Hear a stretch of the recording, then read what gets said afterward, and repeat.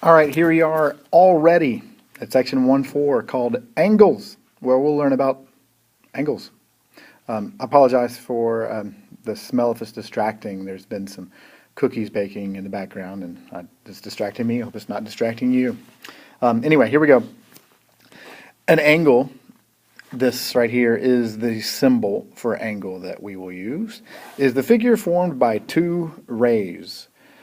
We will see it formed by two segments as well, but by definition they're rays. The two rays are called the sides of the angle, and their common endpoint is the vertex. So in our example here, BT and BQ, those are the sides of the angle, and the vertex is point B. Point B is the vertex. Now, their angles can be named in multiple ways. In fact, every angle usually has more than one name. This right here, what we need to do is basically we'll start by saying this is the angle that goes from T, B, and Q. We'll name it angle TBQ. Or we could go the other way around, QBT, and that will be, we can name it angle QBT. It's the same angle. Notice that the vertex is always in the middle when you name it by those three letters like that. In this case, we can also name it angle B because there's no other angles at vertex B, and because there's a number here 1, we can also call it angle 1. This is not always the case. You can't. Oftentimes you can't just name an angle by the vertex or by a number. That's only when it's set up appropriately, and we'll see more of that as it comes. Now you have to be careful when you're naming these angles. We cannot name it angle BTQ because that would be BTQ, as in T would be the vertex for that angle. The vertex always has to go in the middle, so T is not the vertex, nor is Q the vertex. B is the vertex. So that's why these two are okay and those are not. So that's how we name angles. Sides and vertex are important terms there. Classifications of angles. A lot of this you have some familiarity of from your past, but we have acute. These are less than 90 degrees, and those are two examples of acute angles. We have obtuse angles. They are more than 90 degrees.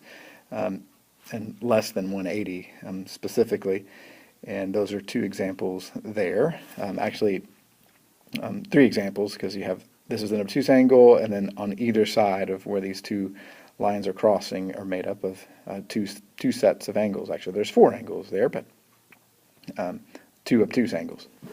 A right angle, which is 90 degrees exactly. This is the symbol that we will use for 90 degrees, and then a straight angle is a 180 degrees, which really looks like a straight line, but we would call this angle BAC is equal to 180 degrees, a straight angle. Okay, these angle measurements come from a device called a protractor. We can use, it's kind of like a ruler, but it measures angles. We'll use it like you do on a ruler, use the absolute value of the difference of the numbers to compute the angle measurements. There's actually two types of angle measurements, kind of like there's centimeters and inches. There's degrees and radians. In geometry, we only talk about degrees. Our book source here does a terrible job of using the degree symbol, but we will do a much better job of using the degree symbol. So to find the measurement of COD here in this example, here is COD. There's angle measure COD, and so we will use these numbers 60 and 145. We'll take the absolute value of 60 and 145, which ends up being 85. The absolute value of negative 85 is 85. So if we're going to find the measure of angle BOE, we would need to pay attention to where on the protractor, which is at 0 and 30. So we can, 0 and 25 rather, sorry, 0 and 25. So the absolute value, 25 minus 0 is 25. All right, you try one. The measure of angle XOC is what? I'll pause the video, figure it out. I'll be right with you.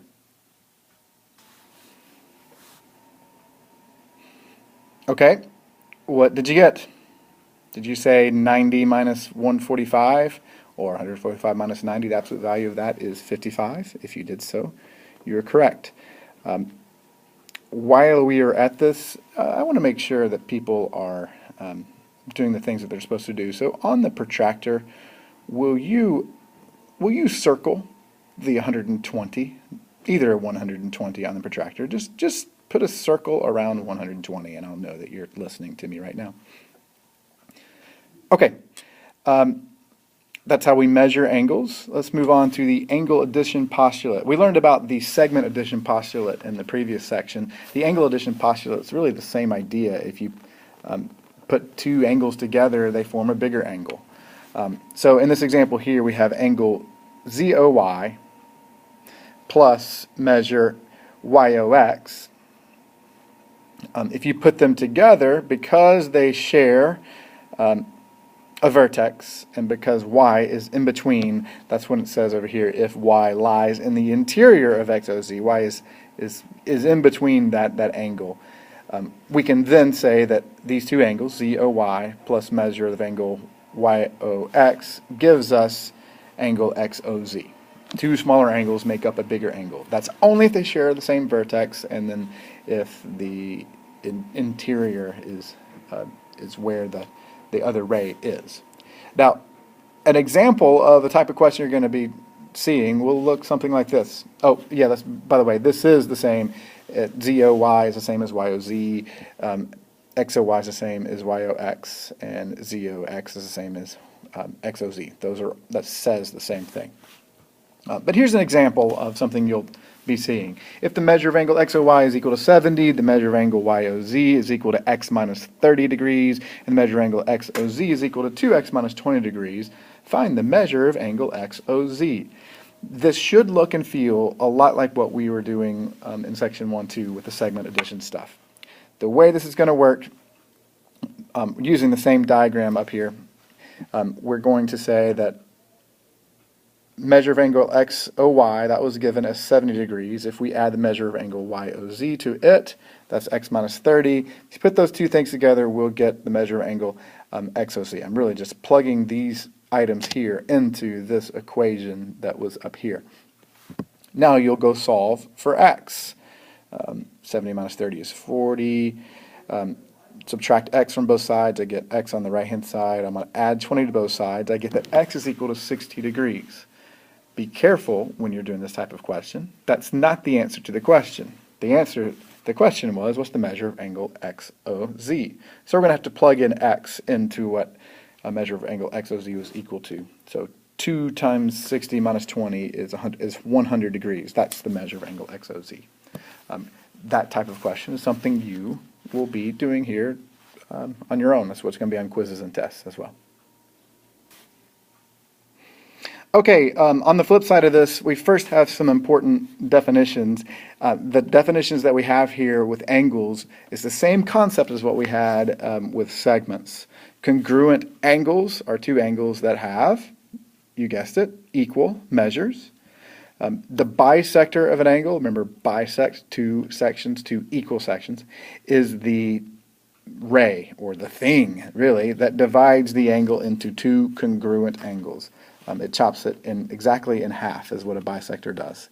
Anytime you have a bisector, it creates two, a bisector of an angle specifically, it creates two congruent angles.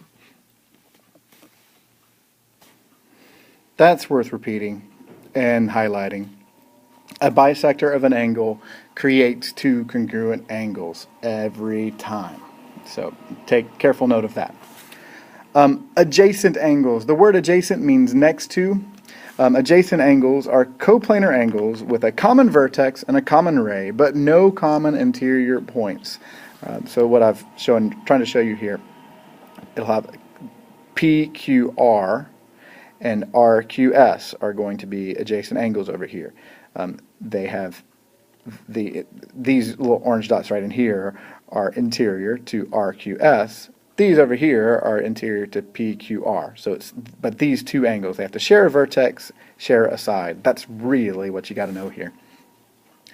So using the diagram on the right to answer the following questions. if ray QR is a bisector of angle PQS, then what? Well, what did we say up top?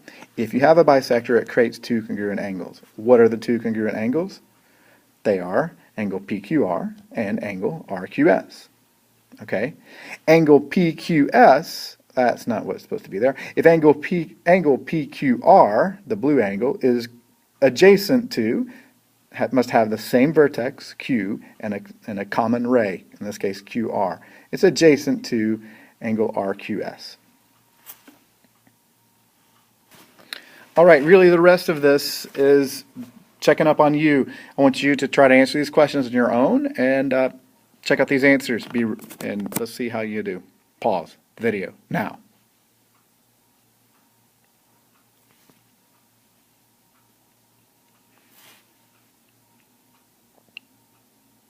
Okay, did you say the vertex was A and the sides are AX and AC? Could you have answered that question without looking at the diagram? XAC, the vertex is always in the middle, so AX has to be a ray and AC has to be a ray because A is in the middle. Okay? How many angles did you say have a vertex? Well, let's see. There's XAB, angle 1, angle 6, XAC, and angle BAD. You could have named angles 1 and angle 6 using the points as well, but there are 5 angles that have A as the vertex. Give another name for angle 6. Oh, there's one more, I'm sorry. XAD, I forgot it. So there are 6 up there.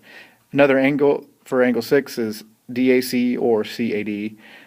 Angle ABC, you could say angle CBA or angle 2. Angle ADC, you could have said angle CDA or angle 5. For angle 4, you could have said angle ACD or DCA. Either way would have worked. Moving on.